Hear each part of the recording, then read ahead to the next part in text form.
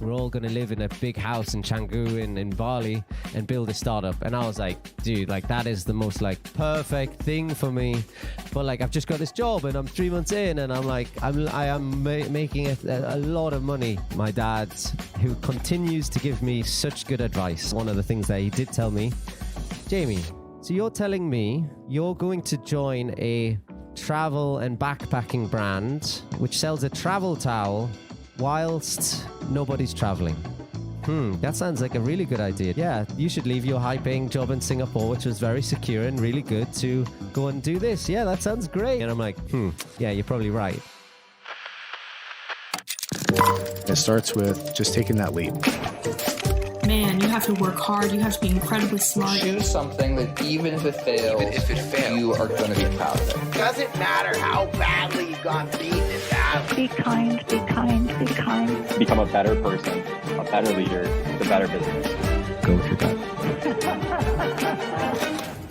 I'm Samuel Donner, and this is Finding Founders. Jamie was about to risk everything to create a travel towel company in Bali during COVID. Maybe not the most opportune time, but Jamie takes risks. From eBay side hustles in his teens to transcontinental moves for new job opportunities, Jamie has learned that taking risks can forge new connections with people who were once strangers. Jamie's learned that these new relationships have vastly changed the trajectory of his life, and now he's trying to give others that opportunity. Jamie's company, Been There, works to connect aspiring entrepreneurs, thinkers, and leaders with advisors that have been there before. His company is trying to broaden who can be mentors. It's not about knowing everything. It's just about knowing a bit more than the person you're advising. That way, we can all be mentors. But before meeting strangers all over the world, he spent his childhood growing up in Newcastle, England, where he learned his father's life motto, "A stranger is a friend you haven't met yet." We'll get back to the podcast right after this break. Unsexy, hosted by Elaine Zelby, is brought to you by the HubSpot Podcast Network. From scrap metal to timber to estate planning to freight pooling, Unsexy is a meandering exploration of just how sexy overlooked industries can be. One of the recent episodes was about campsite booking and outdoor travel with Brian Nolan, co-founder and CEO of Book Outdoors. So if that sounds interesting, listen to Unsexy wherever you get your podcasts. And now, back to the podcast. I am Jamie Goulding. I am from Newcastle in England, and I would say I'm a happy-go-lucky kind of guy. I have a lot of energy. I love to meet people. I get my energy from people. So it feels right and it feels very aligned to be now working in a business and starting a company that helps connect people. And this stems back from way back, my dad's motto in life, which was "A stranger is a friend you haven't met yet." And I was so embarrassed as a kid. We used to go to Italy or all these different places on holiday. My dad, you know, when you go on a group tour and like there would be that one dad who's asking all the questions and like making friends with all the other parents and making jokes, and that was my dad. And I was so embarrassed as a kid, like, oh no, not again, Dad. Yeah, and I kind of want to dive into that concept and also just like, you know, some of your earliest childhood memories. Can you tell me about growing up in the UK? Yeah, I had an awesome childhood. I have one brother, 3 years younger, and we always were playing outside with friends, always outside, always up to a little bit of mischief, always planning. Mischief? What kind of mischief? Knocking on people's doors and running away, like climbing up trees, making dens, keep going back in the woods, breaking into the woods when it got boarded up, like all of these things. So yeah, just I always like to create an adventure. Get out and go exploring, and with that exploration, you find all this new stuff. And I feel like that's what we had as a child, and this is why my childhood, as I remember it, being so good, because we spent most of the time outside. And it seems like travel was pretty important with your parents. You mentioned like you would go to like Italy and these museums, and it seems like your parents introduced you to culture. Do you remember any trips that were like in your early childhood that were particularly eye-opening or meaningful or memorable? Skiing was a big excitement every year, and I just loved it. Like for me, that was like the coolest trip to go on. And then we used to do summer holidays as well. And one that really sticks out is to France, to the Dordogne. It's an area in the south of France. And they have big rivers and lakes, and it's such a beautiful area where we would always go camping, and we would arrive on the campsite, and as I said, we were mischievous, so our parents would start putting up the tent, and me and my brother would go, okay, can we go explore now, and can we go, and then they'd be like, yeah, so you can go. Okay, so we would run off, and we would always find something interesting, or someone else's tent, or an abandoned tent, and we'd be like inside that tent, like exploring and going through all of their stuff, and then we would like find something or find some money or something. It'd be like so random, and then we would like run around this campsite almost like taking people's pegs out and all, and like Wait, so you were robbing people's tents? No. You would find money Well, it'd be like, in the tents and then take them out. it would be almost be like an abandoned tent or something. Was there a little bit more of like a rebellious streak in your parents as well, or was it just isolated to the kids? It could be isolated. Our parents had a lot of energy. We were always they worked a lot, and then we would get home and we would like quickly eat, and we would go to this club and this club, or football, or there was so much of that. My dad would wake up at 5 a.m, travel all the way down to London, which was 3-4 hours away. He would then work all day long. He was the head of sales at a company called Royal Mail. Royal Mail is like the postal industry, for example, like USPS. And he would do meetings all day long, and then he would arrive home, and then he'd be like, let's do your maths homework. And I'll be like, oh no. My parents are very good and honest values as well, and always doing the right thing. One of actually a funny story of one of my earliest memories was going to a big supermarket called Sainsbury's, huge store like a Walmart, and I had stolen some like Pokemon cards. Oh, classic. Yeah, I know. And I got home and my dad saw them, and he was like, where did you get them? And I was like, oh, I got them before. And he was like, no, you just got them now. And my dad drove me back to this huge Sainsbury's and asked for the manager in front of everyone. And I had to say to the manager, like, hey, I actually stole these, and give them back. And that was my like embarrassment and punishment of stealing. And that was like such the right thing to do, of such a special thing. And I always have lived my life from like doing the right thing. And I think that all came from my parents. What were you most interested in as you got a little bit older? Like maybe say like around like teenage years, 14, 15. Were you interested in school? Were you interested in things outside of school? Did any early entrepreneurial interests come up? I loved school throughout my whole childhood. I just loved it. I had a passion of football. I loved football, playing sports. I pretty much loved every sport. So did sports studies. I started to do business when I was even much younger. I remember creating a den in a campsite somewhere or a forest. I think this was in France. And a little boy came and was like, hey, I want to play in your den. And I was like, well, you have to pay to get in. And so he went back to his grandma, found some money, and then came back and then paid me just to get inside my den. Wait, what is a den? A den's like a treehouse? Like almost, but like on the floor. Okay. So with my brother and with my good friends. So you got a little club in there. Yeah, we'd created cover fee. Yeah, we'd put some planks of wood together and made this little den. And then when my parents found out I charged someone, they were like, you can't do that. You have to go. And I ended up giving the money back. So I think there was always this, I guess, way of trying to make money. How did you continue following these like business interests? Was there anything else that you decided to do? Anything else that you decided to sell? Yeah. So I then started playing this computer game called RuneScape. Shout out. I love RuneScape, dude. RuneScape was the one. And so it's so funny because my parents are so active. So we'd always be going to the Lake District, which is about an hour away, like these big mountains, super beautiful in England. And so like other kids would come with our family because we're always doing things. And we'd also, me and that would go on like 8-hour hikes. And like all me and my friends would do is like be so upset that we were not playing RuneScape and we had to go on these hikes. And but what we would do is just spend 8 hours talking about RuneScape. We would like non-stop. You have different levels. This like you can fight. You have strength and defense, and you can also do like fishing, and you can do all these other things to generate money, which helps you like I guess be a better character. And I think that was the first time I really understood business. And what I love to do is buy things and then move worlds and sell it for more, or find ways to buy things and then sell it for more. And so that kind of created this entrepreneurial, like, oh, this is easy. This is the easiest way to make money. Like, I just quickly flip things. So that's how I kind of started to generate this like love and I guess passion for business. When did you take that flipping mentality and that, I guess, like seeing value or creating value into the real world? I was getting into the ages of 15, 16. The big problem was the credit card. Like actually having a credit card to buy online, because our parents were still a bit scared of the internet back then. They didn't really it's like, want are to, they stealing my credit card information? Well, exactly. Yeah. They didn't want to give me credit card details, but I saw an opportunity of buying items from China and then shipping them over to England. And then I would list them on eBay, and then I would sell these products from headphones to sunglasses. So now I would be sat at school, and about this time I had a phone.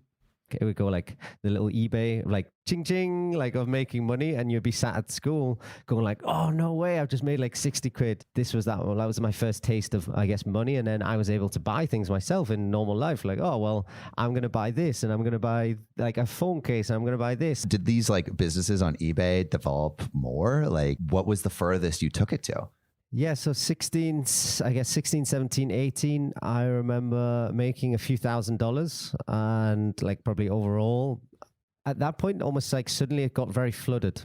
So each product was replicated many times on eBay, a lot of competition. And so it started to be not as profitable.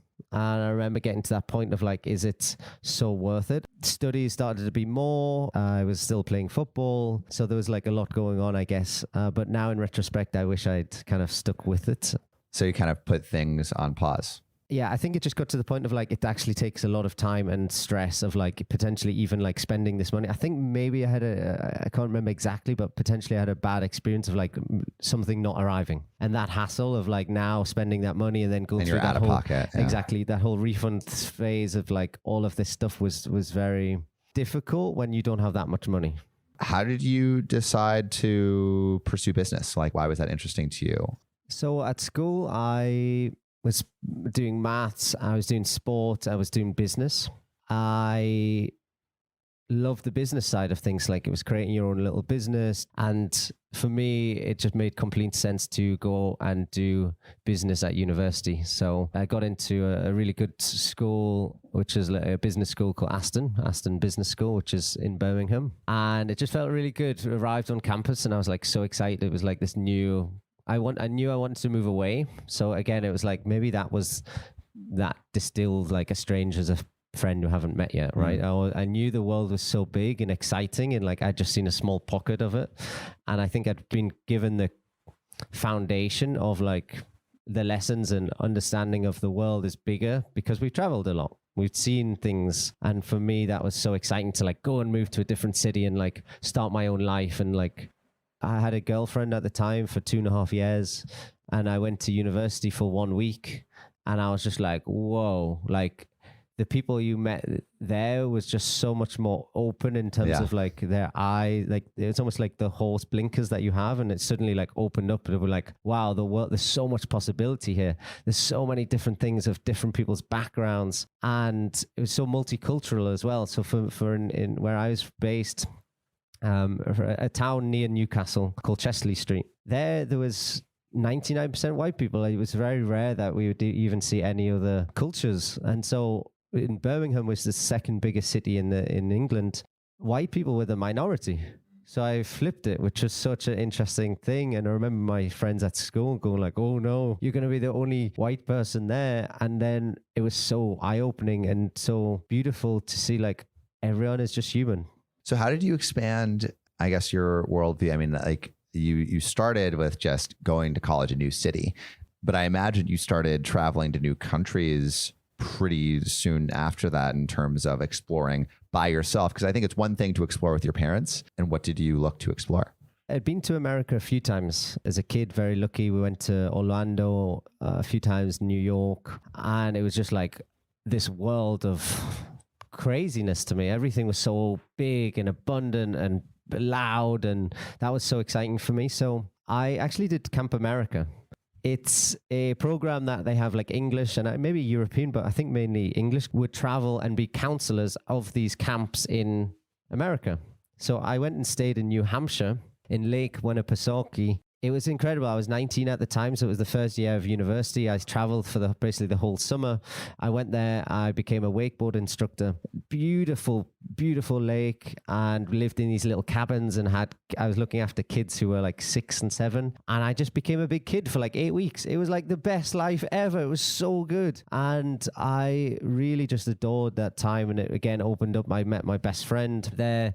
We met 2 Americans who were also the wakeboards guys, and then another guy, English guy, was a sailing instructor. We just became best friends, but everyone on camp was just incredible. I loved it. When we arrived, I remember on the first 2 nights or something, we sat around this fire and they were like, yeah, welcome, this is the Harvard of camps. And I was like, what? And they were like, yeah. And like all these kids were paying so much money. And yeah, that really gave me the bug, because afterwards I got to travel with the guys I'd met at the camp. So we went all the way from New Hampshire all the way to Missouri on a road trip. We went into Texas. I missed my flight in Texas because we went tailgating at one of the games, a baseball game. We literally walked into the baseball game, took a few photos because they're like, English guy, let's take a few photos, and then went straight into the bar and then just stayed in the bar the whole time, which was crazy. And then missed my flight the next morning to New York. But I just had I was in Missouri on a farm with my friend shooting guns.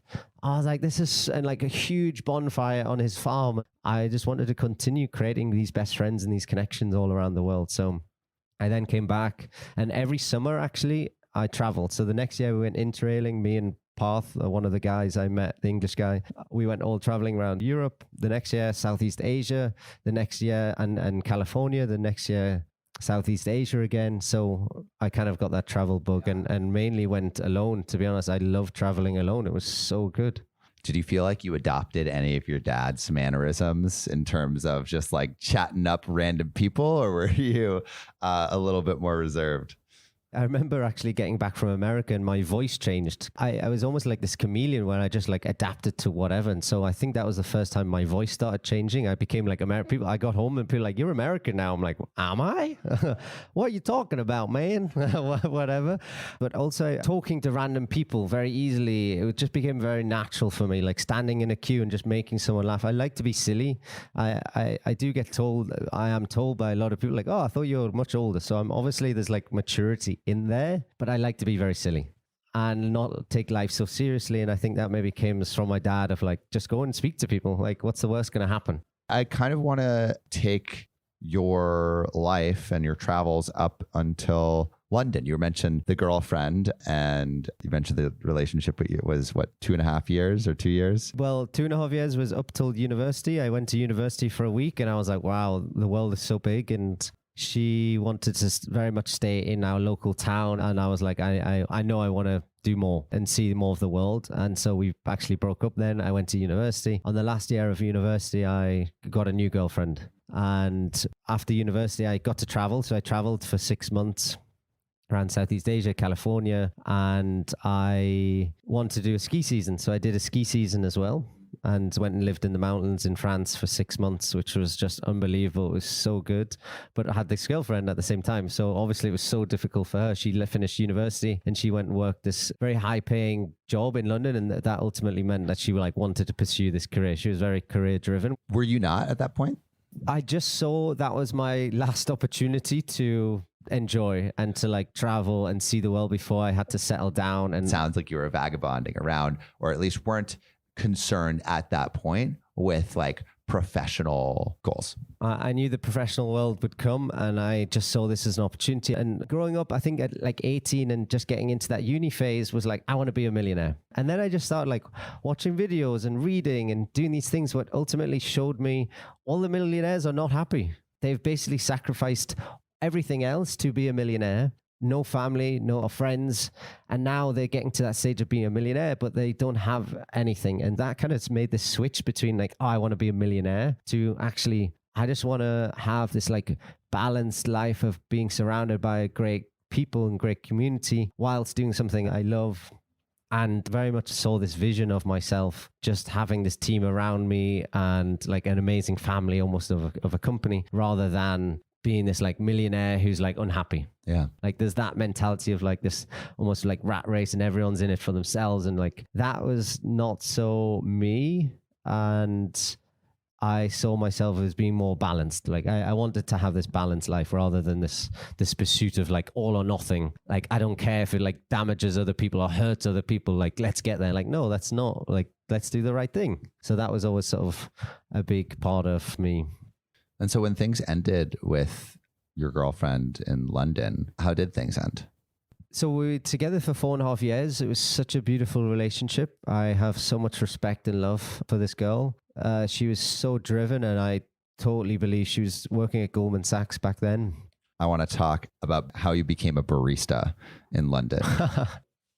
I had been traveling. I knew I wanted to do a ski season. I managed to get a ski season job locked in, which was starting in, say, November. Or we'd leave in November, halfway through. And Katie, my ex-girlfriend, was working at Goldman Sachs. She wanted us to be there. So we moved to Notting Hill. And it was the most magical, beautiful. We lived in this little penthouse of this Australian girl's crib, super cute, and like on Portobello Road, which is one of the most famous roads and beautiful streets in London, in Notting Hill.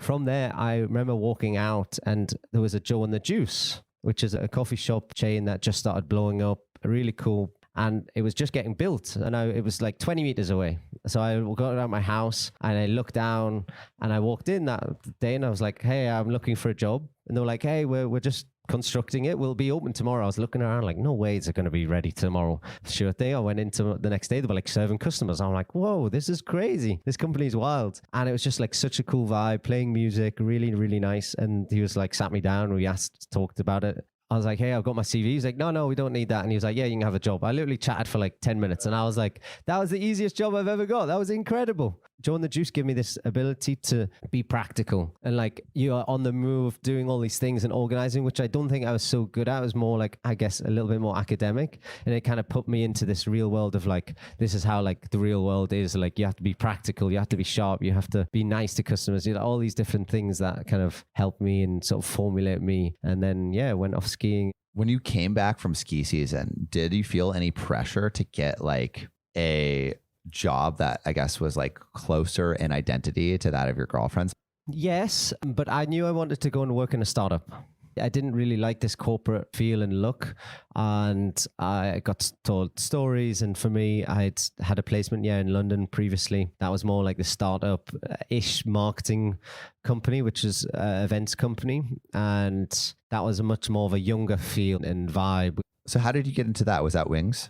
No, that was a company called I for Travel. So it was basically putting on big travel conferences. So you'd have all the top travel companies, airlines would come and like speak at these events. And that was my placement, which I lived with Nick in London and had an incredible, that was the third year of university. And again, give me a taste. I was no good for sure, but it also showed me like the way to manage and not manage. That actually taught me a lot of like how to treat people and how to get the best out of people.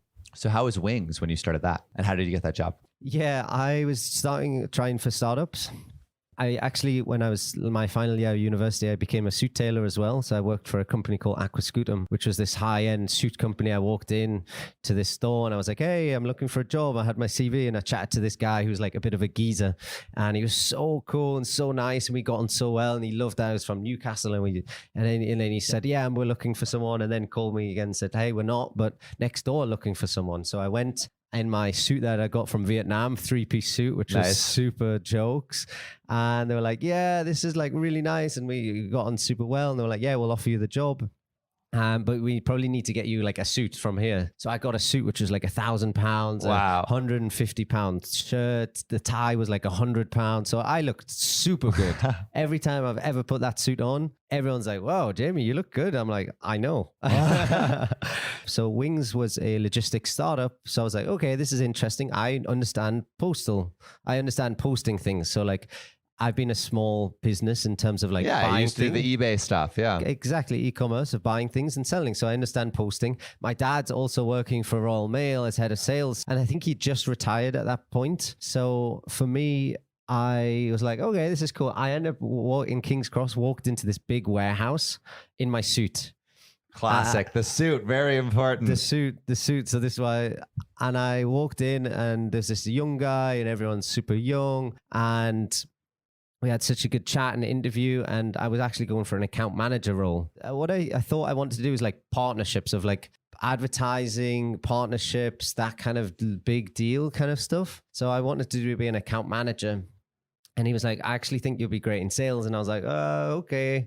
And I remember we then had a second interview. I went back in my suit. Everyone was like, who the hell is this guy in his suit? Like everyone was super casual. But it was like this awe of this place, this big warehouse in the middle of King's Cross. It was super cool, super different. And I remember the second time I went, I just had like a huge weekend. And like I arrived and I was like terrible in the interview. And like George, the head of sales there, just like I could see he saw something in me. And he was like, there's something, he might have not been on fire for the second interview, but I feel like there's something in this guy. He saw something in you. Yeah, and it was like a really encouraging sign, like someone actually bet on me, and like I wasn't my best, but I like wanted to prove like I could do it. So I started working for Wings, and I absolutely loved it. It was such an incredible job.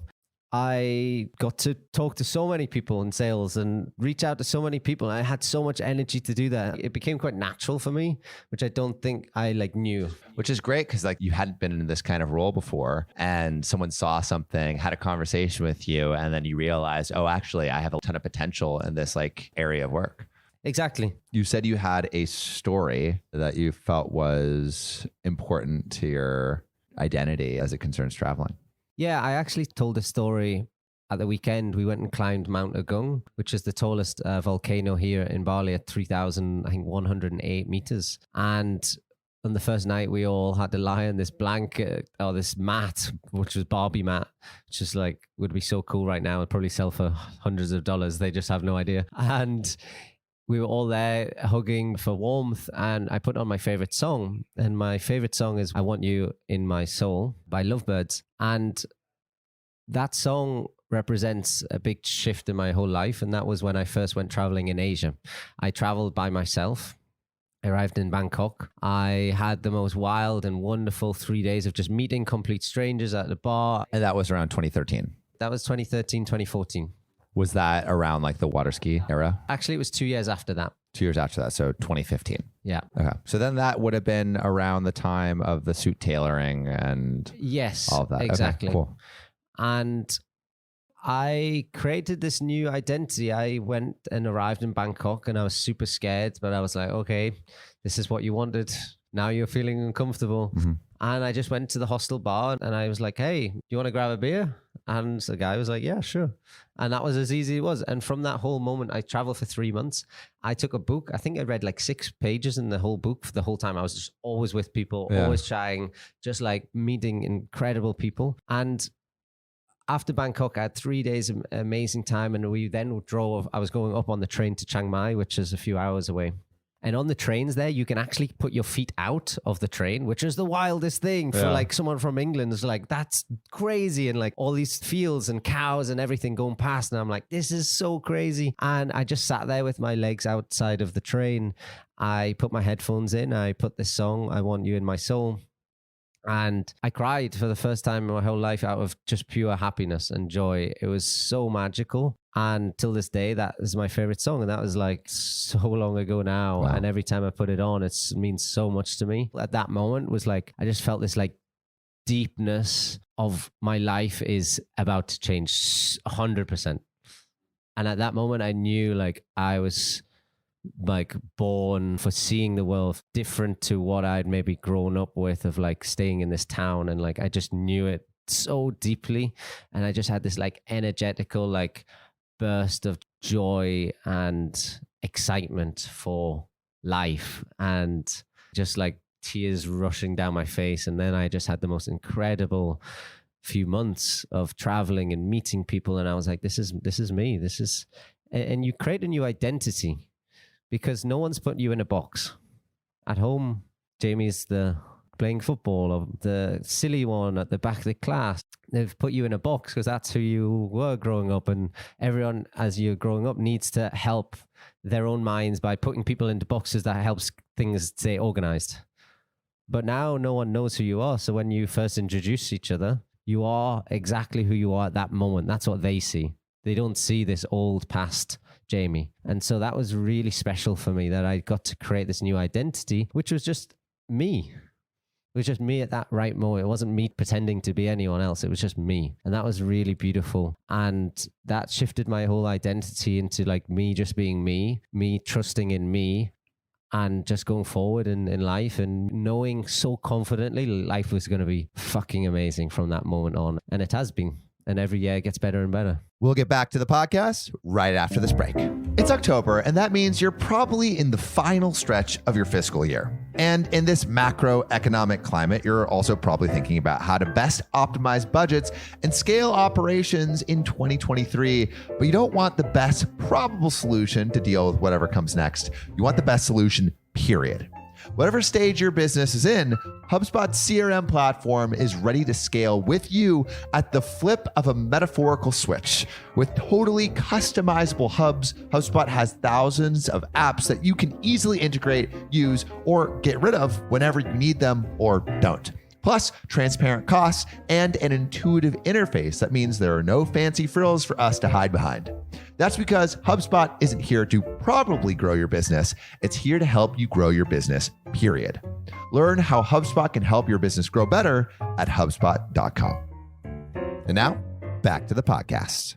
And I think related to like that desire to seek the world, when you came back to London and were staying there with your girlfriend, then you went to a ski trip and then came back to London again.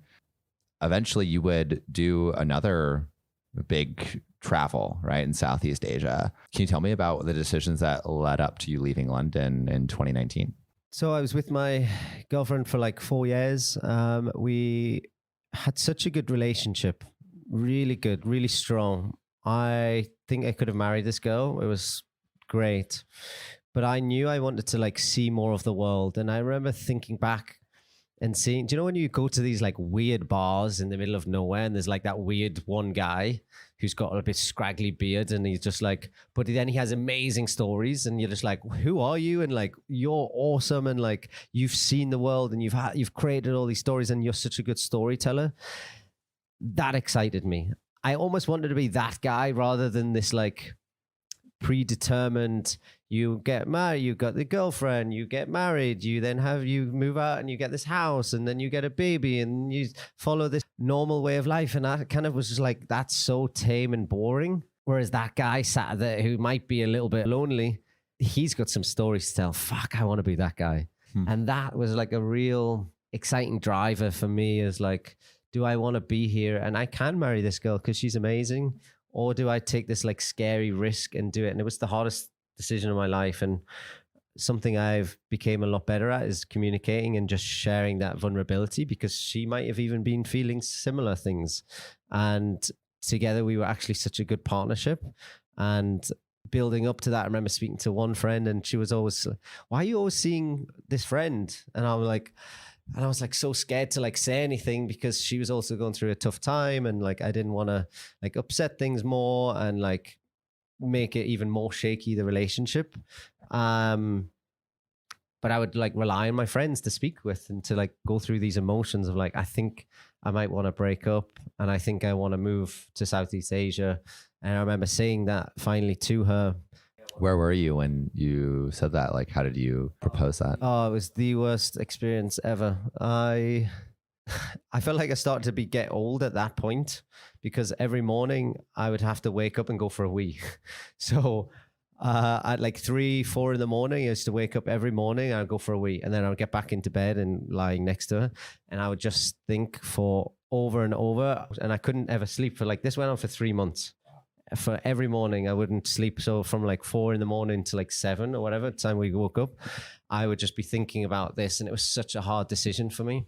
And one day I was just like, okay, I need to stop this. This is not helpful. And instead one day I was like, I'm going to do it. I have to do it. Started putting things in like a bag to like, okay, I'll go stay with a friend that night. Like, it's happening. Today's the day. And she came home from work. So I said it. I think I want different things. I think I want to break up. And she just kind of looked at me like, what the hell? You've never communicated this once with me. And that's so scary to like know that we can hold things and not say anything for months, even though we're like best friends.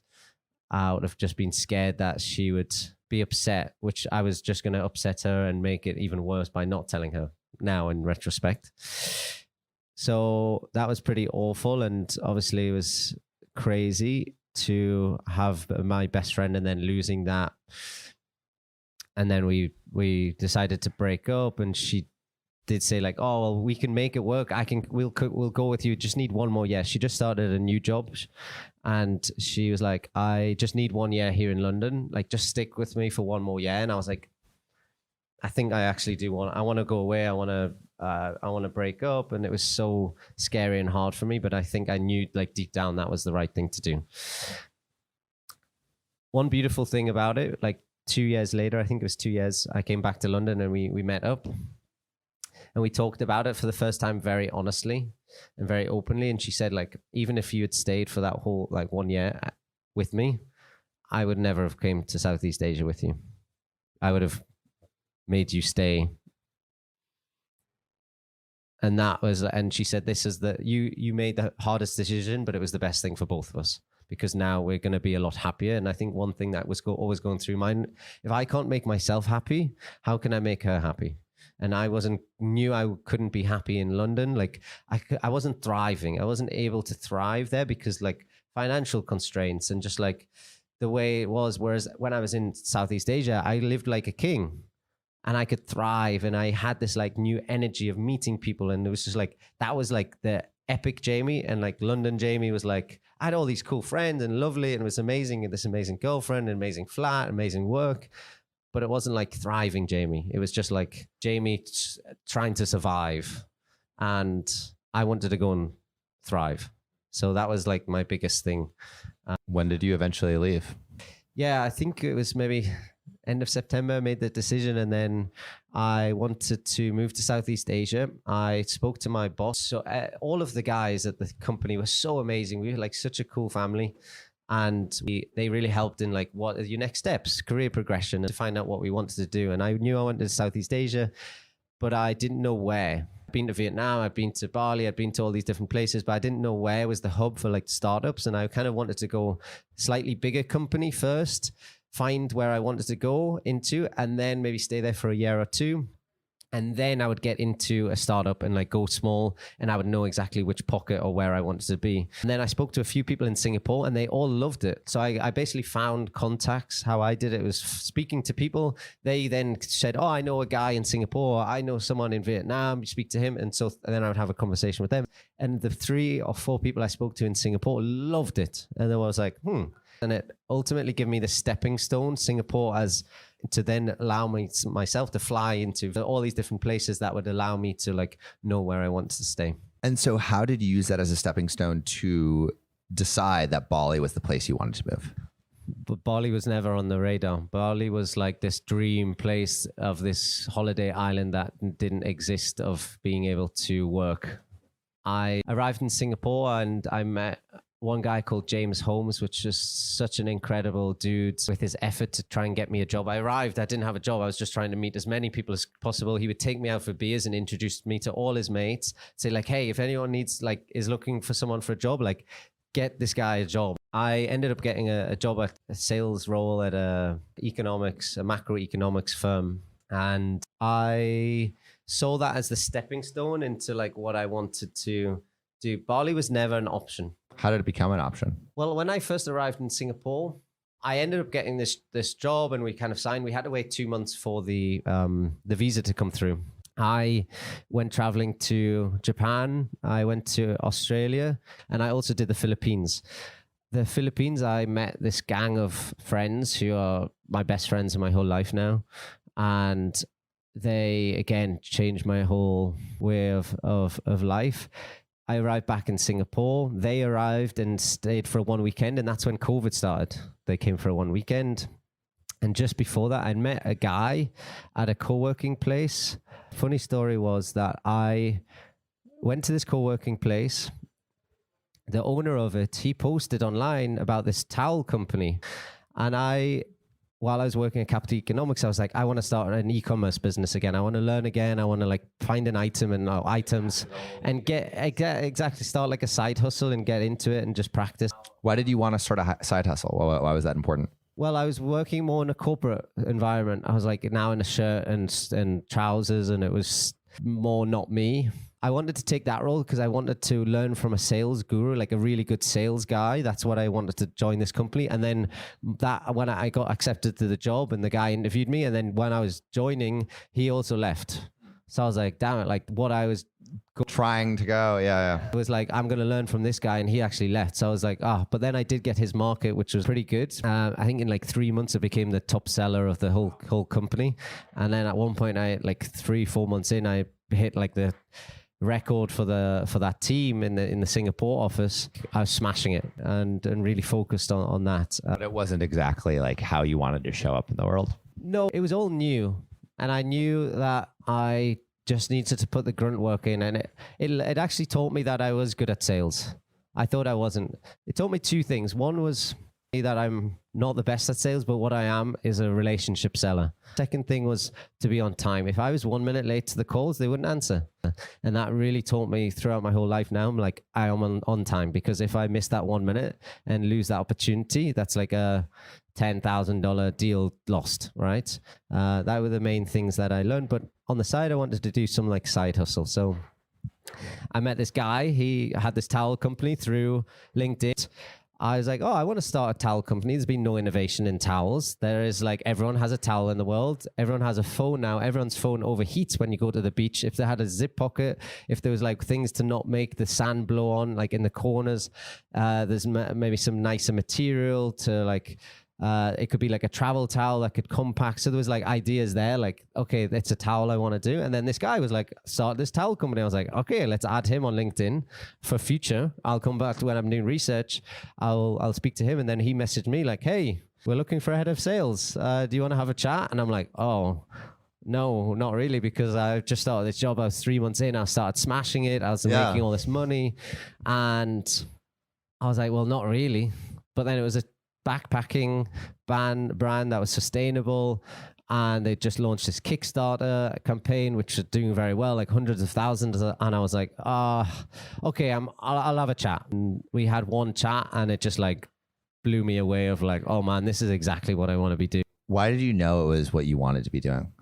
I love to travel. I love backpacking. I loved e-commerce. I understood the e-commerce market. My mind goes like, oh man, I can see myself thriving in this kind of company where we can be getting cool products into all of these stores and around the world, and like being this like brand that is really making an impact, a positive impact. And I think there was something really inspiring and like exciting about that opportunity.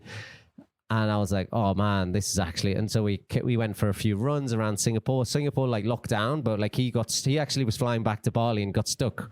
And he was like, hey, we're all of the guys, there's going to be a few of the co-founders.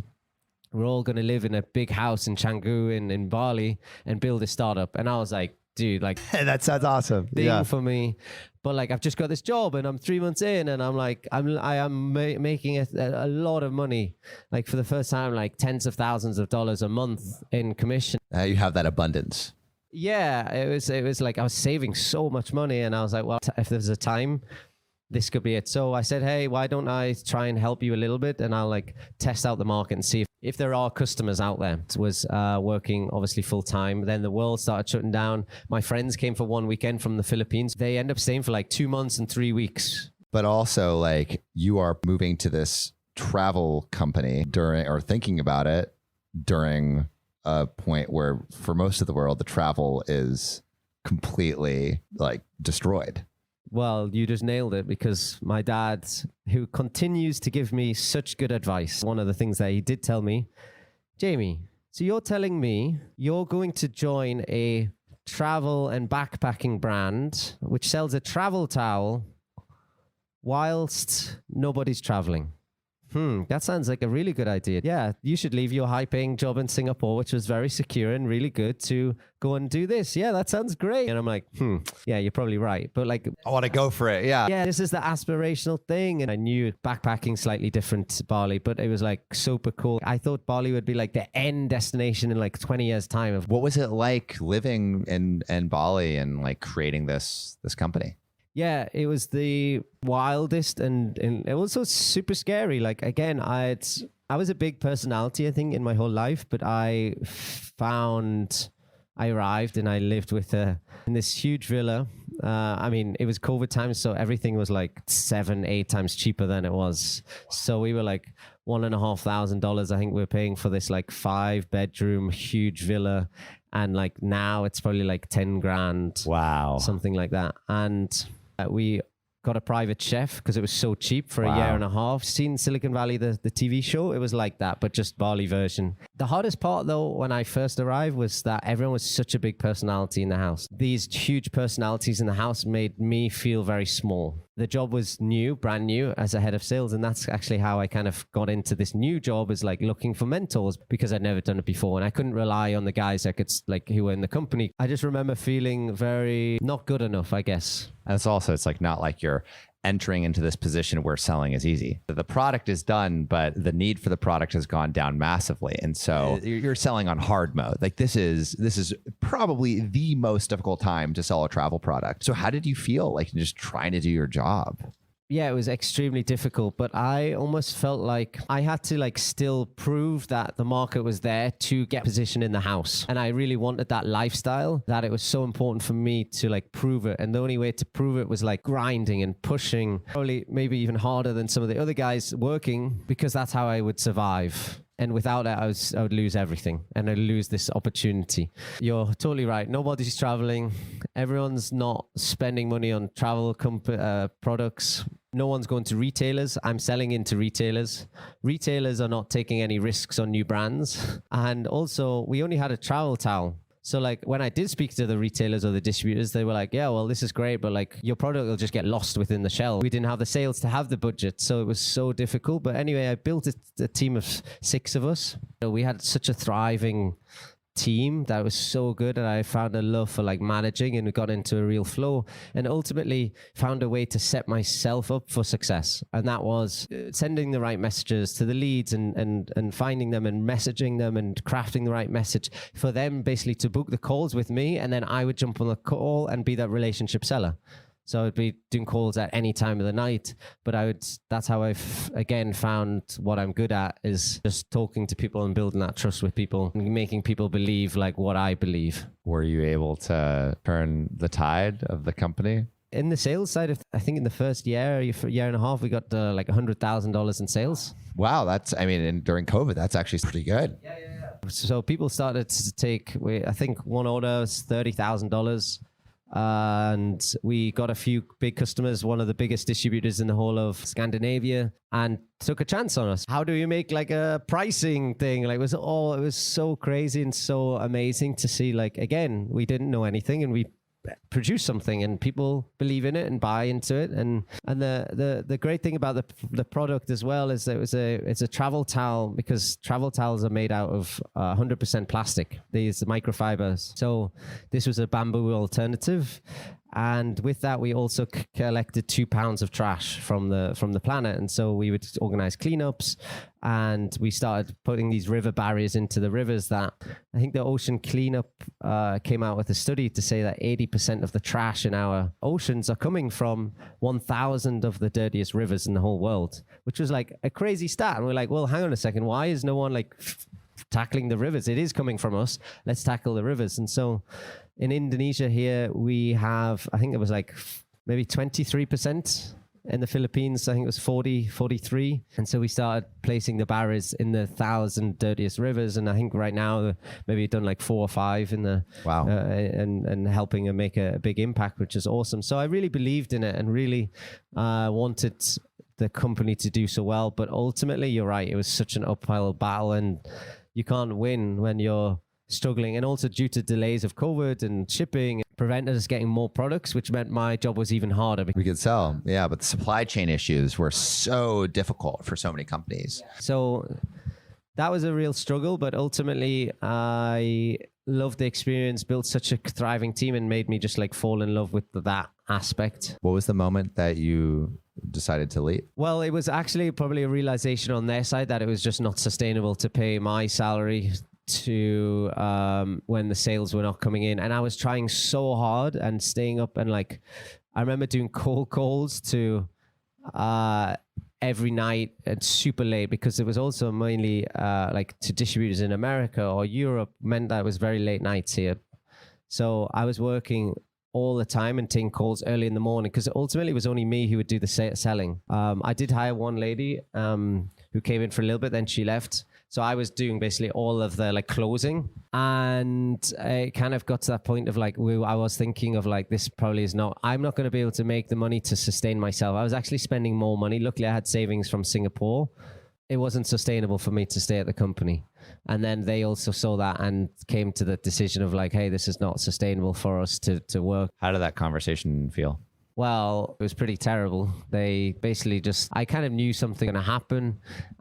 I felt very disrespected of what I'd put into the company to then just they like almost like, hey, we made this decision. Yeah, you're fired. And I was like, wait, hang on a second. There's a shareholder of the company. Unexpected that they would do it in such a weird way.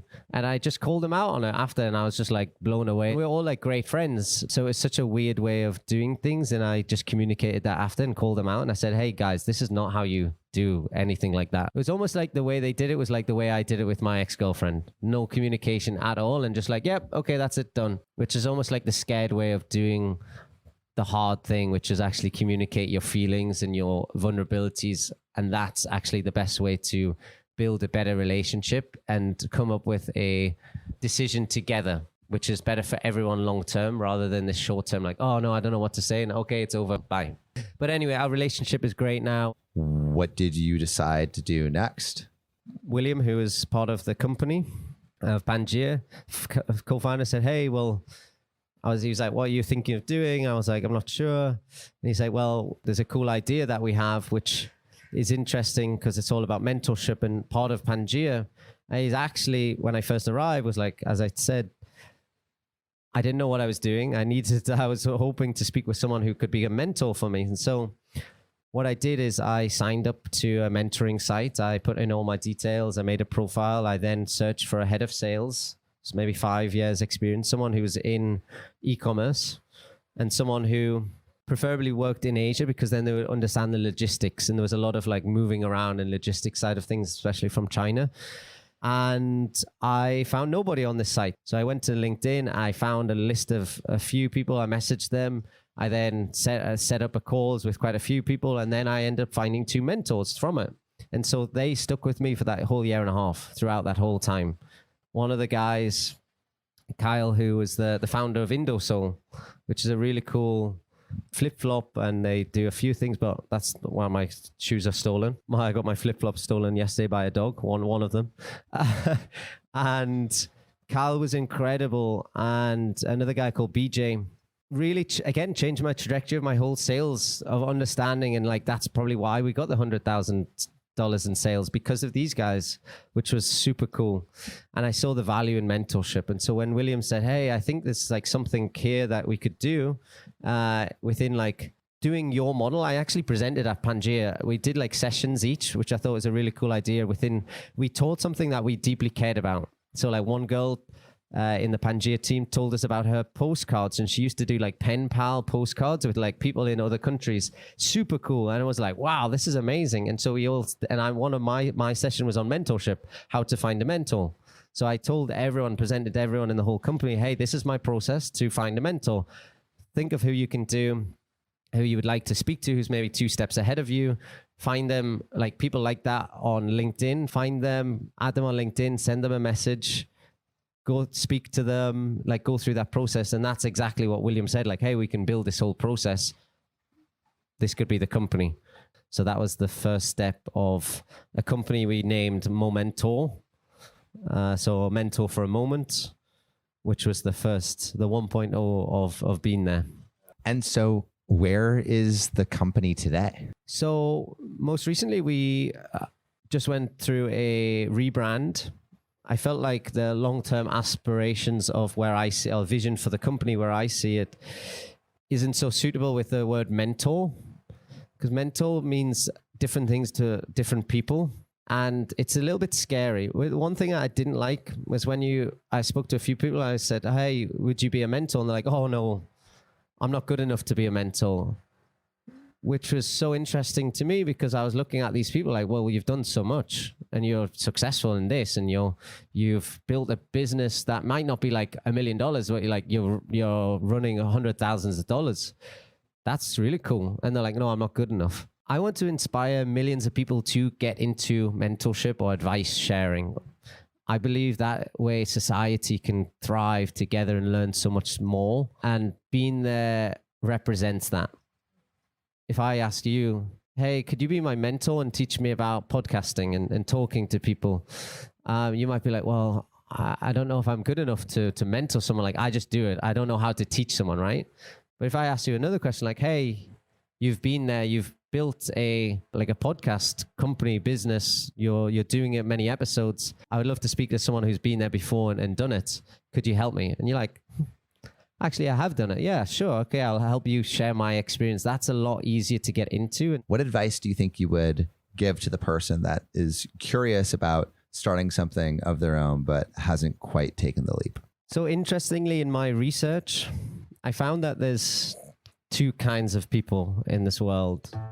The first is like me, where when I have a challenge, my instant reaction is like, who do I need to speak to? Who will know that? And then the other person will do more of the internal research. They will look online, they will spend time. And then if they don't find the answer, they will then find someone to speak to. So I think looking back and the best advice, speak to people. Everyone now is so reachable. Find that person on LinkedIn. Like, speak to that guy. Like, people are actually so more forthcoming with help than I think people realize. And I think if everyone had just like a guide, independent, very importantly, independent to their family, their friends, go and speak to someone independent. And excuse my French, but I like someone who doesn't give a fuck about you. Speak to someone really independent who will just tell you frankly, that's maybe not the best and smartest idea. So have you thought about this? I love that you're thinking about this. Keep pursuing that. Keep doing that consistently, and you will get to that step. And one of the most beautiful things about mentorship and finding these connections, people see things in you. And that's such an encouraging feeling when you're like, wow, this person deeply cares for me. I can go to them with anything. And if more people had that in the world, and these like people they can go to seek advice, and as a trusted person, I think you'd feel so much more confident in the world that you're on the right step. You're shooting into the right direction to achieve what you want. Thank you so much for listening. If you haven't already, make sure to subscribe, rate the podcast 5 stars, and share with a friend. If you have any questions or comments, DM us at Finding Founders Podcast on Instagram, LinkedIn, or Facebook. Finding Founders is produced and hosted by me, Samuel Donner. Our audio editing team lead is Ashley Jimenez, with support from Jessica Morales, Miley Lipton, Siyu Pan, Kenny Wright, Josie Yo, Matt Fernandez, and Merritt Hill. Our outreach and research team lead is Desiree Nunez, with support from Marissa Granados, Monica Lee, Sarah Tiersma, and Yao Liu. To see more of what we're up to, subscribe to our newsletter at findingfounders.co. Thanks again for listening, and see you next week.